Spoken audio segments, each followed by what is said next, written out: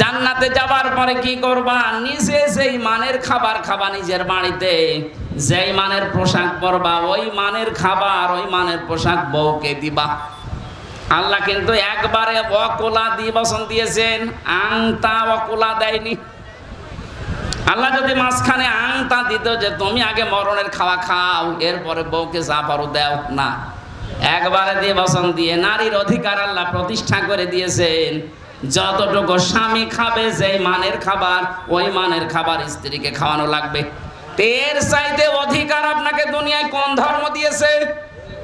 আপনার অধিকারই আপনি জানেন না। এজন্য নারী পক্ষ, নারী স্বাধীনতা আন্দোলন, নারী বিপ্লব পরিষদের কথা শুনে লাফাচ্ছেন। আরে ওরা আপনাকে ভোগ করতে চায়। কথা বলে না কেন? আজ অনেকে শ্বশুর ভয় দেখাচ্ছে মেয়েদেরকে। ইসলাম যদি দেশে কায়েম হয়ে যায়, ইসলাম যদি রাষ্ট্র ক্ষমতায় চলে যায়, তোমাদেরকে বাক্সবন্দি করে ফেলবে।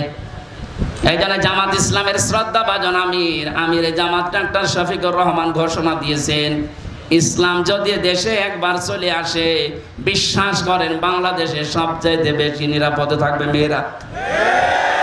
ওদের যে অধিকার আল্লাহ দিয়েছে কোরআন দিয়ে, নবীর হাদিস দিয়ে সবগুলো দেওয়া হবে। ইসলাম কায়েম না হলে জীবনও আপনি অধিকার পাবেন না। আপনি কন্যা হিসাবে আজ কোনো অধিকারে নেই, বধূ হিসাবে কোনো অধিকারে নেই, মা বাবা হিসাবে তো নেই। ইসলাম না আসলে কোলার বাস্তবতা আপনি দেখতে পাবেন না। আজ আমরা অনেকেই বাইরে ভালো ভালো খাবারে অভ্যস্ত, হোটেলে মরণের খাওয়া খেয়ে আসে।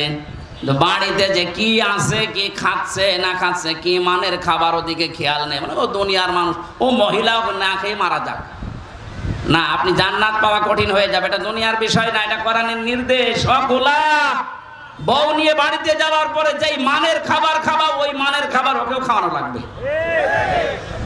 এতটুকু আল্লাহ শেষ করেননি। রাগাদান হাইসো শিতমা, বউকে শুধু ঘরের ভেতরে চার দেওয়ালে আটক করে রাখলে হবে না, মাঝে মাঝে তাকে যেখানে ইচ্ছা নিয়ে যাও, যা ইচ্ছা খাও। ওই যে জান্নাতের ভেতরে আল্লাহ এটা এমনি দেয়নি। দুনিয়ার ময়দানে যে মানুষগুলো আসবে, এরা যেন তাদের স্ত্রীকে নিয়ে মাঝে মাঝে বেড়াতে যায়, এটা স্ত্রীর অধিকার। এখানে কত মানুষ আছে সারা জীবন কাটিয়ে দিল, কোনোদিন স্ত্রীকে নিয়ে একটু যে মেলায় যাবে না। এখন তো আর মেলা নেই। মেলা আছে? মেলা নাম আছে শুধু মেলার, শিশু মেলা নাম দিয়েছে, শিশু নেই, খালি শিশুর খালারা আর মামারা। ওই রকম মেলায় যাওয়া যাবে না।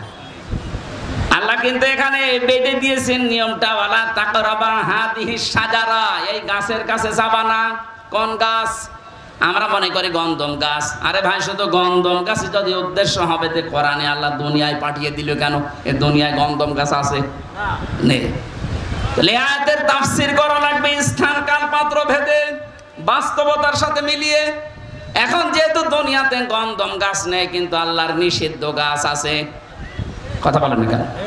আল্লাহর নিষিদ্ধ গাছ কি? খেজুর গাছ, তাল গাছ, কি আতা গাছ, গাঁজা গাছ। না না, কে বলছে গাঁজা নিষিদ্ধ? গাঁজা খেলে অনেক রোগ সারে। বাংলাদেশে একটা মাত্র জেলা আছে যেখানে আমার জন্ম। সারা পৃথিবীতে একটা জায়গা আমি পাচ্ছি যেখানে পুলিশ পাহারা দিয়ে গাঁজা খাওয়ায়, লালনের মাজারে। না না, গাঁজা গাছের কথা না ভাই। এখানে তাকরাবা হাদিহি সাজারা, এই গাছের কাছে যাবা না, এটা নিষিদ্ধ গাছ বলে আল্লাহ বর্ডার দিয়েছেন। দুনিয়ায় বহু বর্ডার আছে আল্লাহর, এই বর্ডার গুলো যেন আপনি ক্রস না করেন। তাহলে বউ নিয়ে এমন কোন অনুষ্ঠানে যাওয়া যাবে না, এমন কোন বিয়ে অনুষ্ঠানে, মার্কেটে, বাজারে, মেলায় যাওয়া যাবে না যেখানে গেলে আপনারও পর্দা থাকে না, আপনার বউরও পর্দা থাকে না। এরকম অনুষ্ঠান নেই। সুতরাং এরকম বিয়ে অনুষ্ঠানে আপনি যেতে পারবেন না। হ্যাঁ, আপনার বোন রাগ করুক, আপনার মা বাবা রাগ করুক, অসুবিধা নেই, কিন্তু আল্লাহকে রাগ করানো যাবে? আল্লাহ এই জন্য নিষেধ করলেন, বউ নিয়ে ঘোরাঘুরি করো, বিভিন্ন জায়গায় যাও, কিন্তু এমন জায়গায় যাবা না যেখানে গেলে পর্দা থাকে না। এমন বিয়ে অনুষ্ঠানে যাই, যাওয়ার সময় পর্দা করে যায়, ওখানে গিয়ে রং মাখামাখি করে, কথা বলছে না কেন? কবিরা গুনাহ হবে। এরকম কোন বিয়েতে যদি যান যেখানে গেলে যে দেখবেন যে না পর্দা থাকছেন, আপনি চলে আসবেন। এখন যদি মনে করেন আমার আপন ভাই, মন খারাপ করুক, ওর চাইতে আল্লাহর মন বড় না? কথা বলে না কেন? এই জন্য বউ নিয়ে ঘরের পরিবেশে থাকা বলতে ঘরে যেমন জানলা আছে, দরজা আছে, ভেন্টিলেটর আছে, এরকম একটা পোশাক পরে নিয়ে যাবেন বাইরে, এটা তার অধিকার ছিল।